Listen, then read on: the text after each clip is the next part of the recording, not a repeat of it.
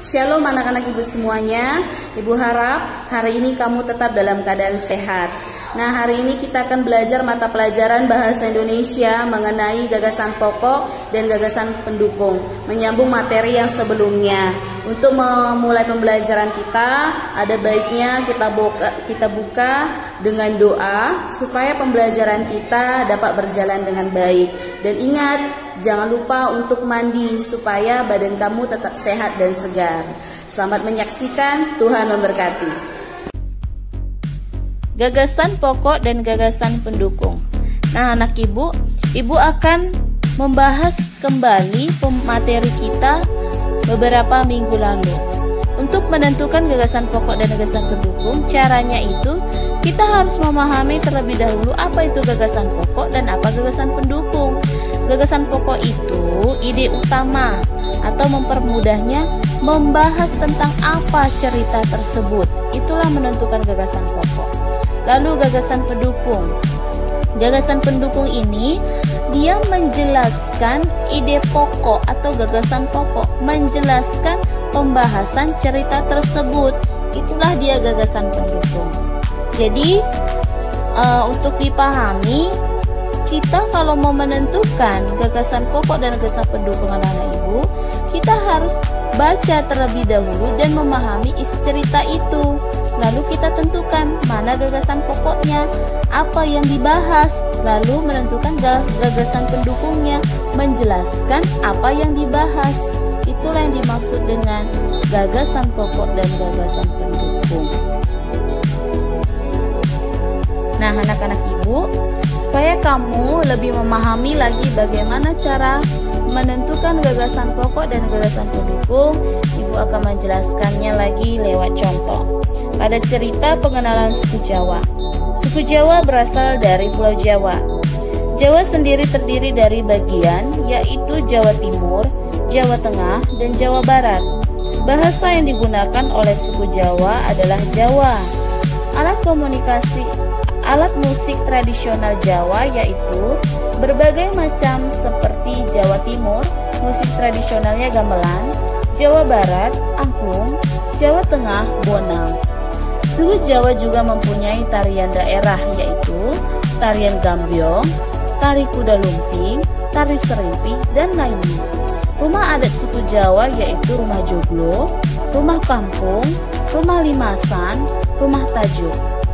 Pada saat ini, Pulau Jawa menjadi salah satu kota pariwisata yang sering dikunjungi wisatawan.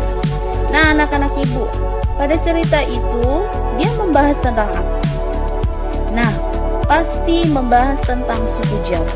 Nah, kita lihat suku Jawa itu terdapat di mana, awal paragraf kah, akhir paragraf kah, atau awal dan akhir, atau di tengah paragraf.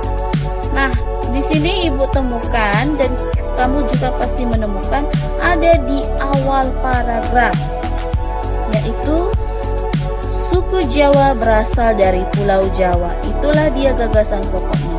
Nah, gagasan pendukungnya yang mana?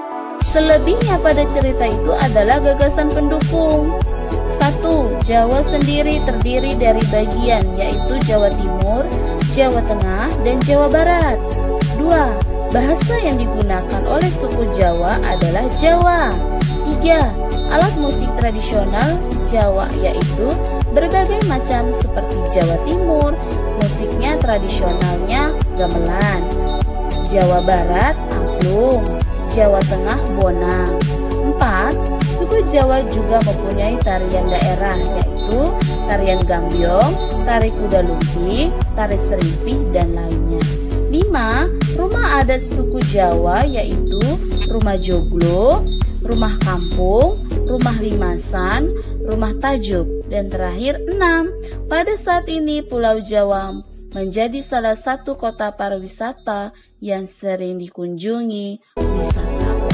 Nah, itulah gagasan pokok dan gagasan pendukungnya. Jadi harus kamu pahami ya. Kita harus memahami terlebih dahulu mana gagasan pendukungnya.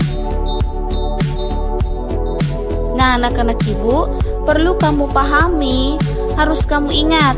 Untuk untuk menentukan gagasan pokok itu bukan berarti gagasan pokok itu selalu ada di awal paragraf. Tidak.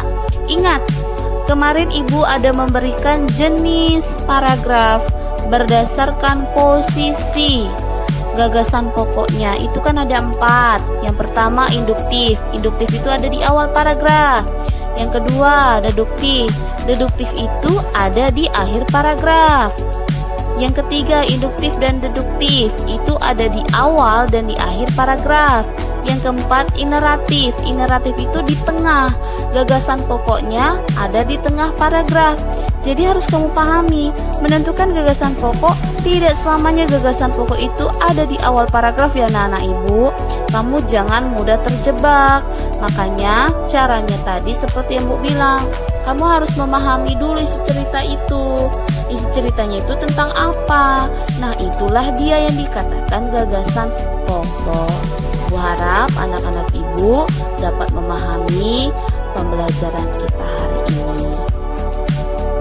Nah, anak-anak Ibu, kamu baru saja menyaksikan video pembelajaran yang Ibu berikan tadi. Ibu harap anak-anak Ibu memahami pembelajaran kita mengenai tugas tentang gagasan pokok dan gagasan pendukung. Ibu harap kamu mengerjakannya seperti yang Ibu jelaskan dan juga bisa seperti contoh pada kertas print yang Ibu berikan. Kalau Ibu minta pada setiap paragraf, tentukanlah pada setiap paragraf. Namun untuk menentukan gagasan pokok harus dipahami, tidak semua gagasan pokok itu selalu ada di awal paragraf. Ingat untuk jenis paragraf. Jenis paragraf itu ada 4. Induktif, deduktif, induktif dan deduktif, dan ineratif. Posisi menentukan gagasan pokok itu tidak selalu di awal ya anak-anak Ibu. Bisa dia di awal, bisa dia di akhir, bisa di awal dan di akhir, dan bisa di tengah paragraf. Harus dipahami. Nah, mengenai gagasan pendukung itu menjelaskan gagasan pokok tadi, materi yang dibahas. Jadi selebihnya dalam cerita itu adalah gagasan pendukung kalau kamu sudah menentukan gagasan pokok. Seperti itulah menentukan gagasan pokok dan gagasan pendukung. Sekali lagi Bu, ingatkan mengenai tugas. Kalau ada mengenai ceritanya itu ditulis kembali. Jangan tidak ditulis kembali. Ibu tidak akan memeriksanya itu akan Ibu anggap nilai 0. Demikian pembelajaran kita. Tetap sehat, tetap semangat. Jangan lupa diakhiri dengan doa. Tuhan Yesus memberkati. Shalom.